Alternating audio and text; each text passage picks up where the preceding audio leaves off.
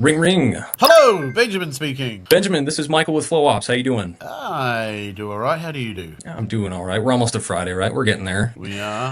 How can I help? Well, full transparency, Benjamin, this is a cold call, but it is a well-researched one. Do you mind taking 30 seconds for me to explain why I called you specifically today? Go on then. Shoot. Okay. Well, reason for the call, I noticed that you guys just closed 6 job applications for your sales team here within the span of a week, which normally means that there's quite a lot of growth going on. For all intents and purposes is quite a good thing, but a lot of that burden does fall on the operations team more often than not. So what we come to the table with is an AI integration platform that really helps streamline everything for you guys from an operational standpoint, keeps track of your team's tools, what they're doing, gives you the visibility to identify what needs improvement or needs to be replaced. And it also helps you actually have your teams do things a little bit more efficiently when it comes to manual entry and things like that. I do have a couple questions here. If you think it would be worth a discussion, I can tell you pretty quick if this would be a good fit for you. What do you think? I get a lot of calls like these. Everybody's got some form of AI automation software platform that they're trying to flog me. So I guess if I had one question for you, how is this going to make my life? Can you give me an example of how this would practically work in the real world? Because it's very easy to say streamline and tools and all of this. Of course. Yeah, there's definitely a lot of buzzwords. Yeah, a lot of buzzwords. Exactly. And I think really the best way to answer this is by a question. Have you guys ever used an AI platform before in your work? We have done for, what do you call it? Lead enhancement. Okay, so more for generation? For lead enhancement and generation, we do use a plan which helps with sequencing and has taken a lot of time away from the sales guys. Sure. Yeah, that sounds about right. So when you have used that before, you see, obviously there's some time that has been lost with manual entry and things like that. Have you tried to correct this at all with anything? What do you mean? Well, you said that your guys were spending a lot of time with their leads. So the reason why I wanted to help with our platform in there is because what it does is it really helps with that entry point. So once they make a call, let's say, they have to manually enter the note, they have to log the follow-up, and then do whatever their customer asks them to do, right? Which can take some time. Yep. What our platform does, it listens to the conversation, it creates notes for them, and even does a follow-up if it thinks that there might be one that would be apt for the situation. Does that sound like something that you already do, or is this completely new for you? I think the AI automation software we do does a lot of that. I'm not going to lie. It is good. It wasn't cheap either. So we are using a tool for this already. So I'm trying to see how it would fit in with this. Your model is this? Is this a subscription-based model? Is this a how does it? If we were, I'm just trying to get my head around if it was something we could trial on a limited basis. How does it work? Yeah, it sure is. So it is a subscription-based. It is monthly, but they do also offer semi-annually and annual plans too. If you wanted to do some sort of trial, we do a 30-day free trial that you can roll out to 5 members of your team. If I might ask though, what exactly are you looking for in a trial? Is there something in particular you're looking to solve when you're doing the platform or anything like that? If I was to do any other form of automation, I would need to know that it can connect to the existing automation that we've got. Whether or not these bits of software can talk to each other, I don't know. Because you are right, automation is something we're doing and we are expanding, and the reason we've taken on more people is because of the efficiencies that we've saved. So automation is definitely high on my agenda. So I'm not saying no to exploring further. I'm just wondering, what's your website, actually, just out of interest, so I can maybe go have a look at that? Yeah, absolutely. So flowops.io is our website. You can go there. There is a couple of, just brochures or one-pagers that you can see with customer testimonials. I can also send you over a link to with those in hand just to save you a little bit of time. But I do think it would be worth at least looking at, especially given the situation that you're in, because you've already used one before. Do you mind me asking what program you're already using? Because we can integrate with most things. It's a software called Haku. Okay. I don't know if you've ever heard of them. Good piece of software that enhances lead. It's very sophisticated, actually. All right, I'll tell you what. Why don't we do this? Okay. Leave me on the edge of my seat here. Yeah. Hey, I'll tell you what. You've got a very good phone manner, right? Straight off the bat. Yeah. Oh, thank you. Yeah. No. It's maybe because it's the suave American accent we're not used to. But yeah. Where are you from in the U.S., out of interest? So I'm actually from Tucson, Arizona, so way down in the southwest, close to Mexico. Yeah. We say Tucson, isn't it? But it's Tucson. Yeah. I've heard that before. That's Tucson. Yeah. Okay. Yeah. So So you've got a great sound. One of the most challenging things for salespeople is their delivery and how they project themselves on the phone, and you do it well. You're very easy to listen to.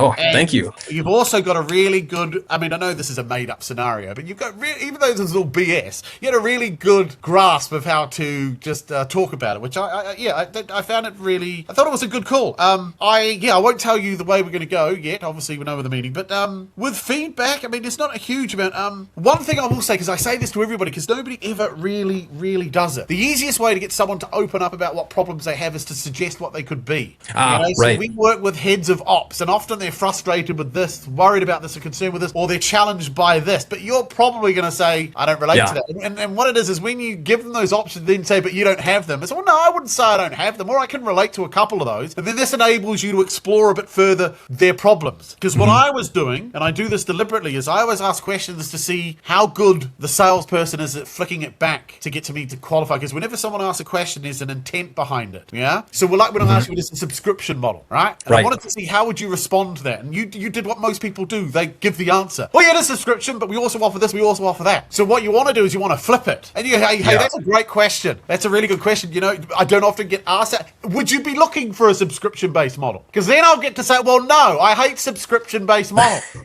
You see? Right, you don't back yourself into a corner. Yes, exactly. If you say, yes, it's subscription, and I don't want subscription, you've instantly now just shot yourself in the foot. You're done. Even though you've got other options, it makes it harder. So when somebody asks you a very specific question, you think to yourself, they've asked that for a reason, but I don't know what it is. So I should find out what the reason is before I give them an answer. So, okay, makes sense. And I take it that's because you'd be looking for a subscription-based model? Well, actually, no. We've done them in the past and we hate them. Oh, can I ask? We don't offer that. Yeah. Well, you're in luck, sir. We hate subscription too.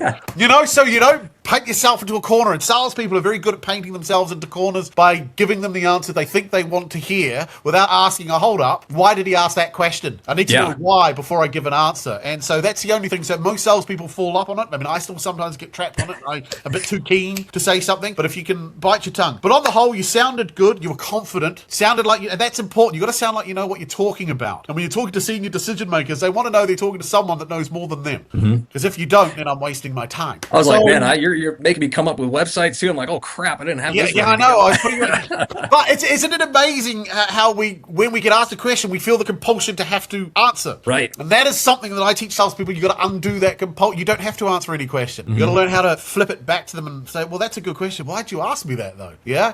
Could you work with a company with more than 25 employees? Now, I'm making the assumption he's got more than 25 employees. He might not. I don't know. So I just got to clarify. I'm assuming you're asking me that because you have at least 25? No, we're coming up to 25. Could be. It's amazing how people manipulate reality. So it's like the question behind the question. The question behind the question is the real question, and you want to answer that one, not the one that you think is going to help you. So very powerful. But I enjoyed it. I left a big open end there, so we'll let people know how it goes. But I enjoyed that, and I think you'll do well. Well, I'm sure you are doing well. I don't need to tell you.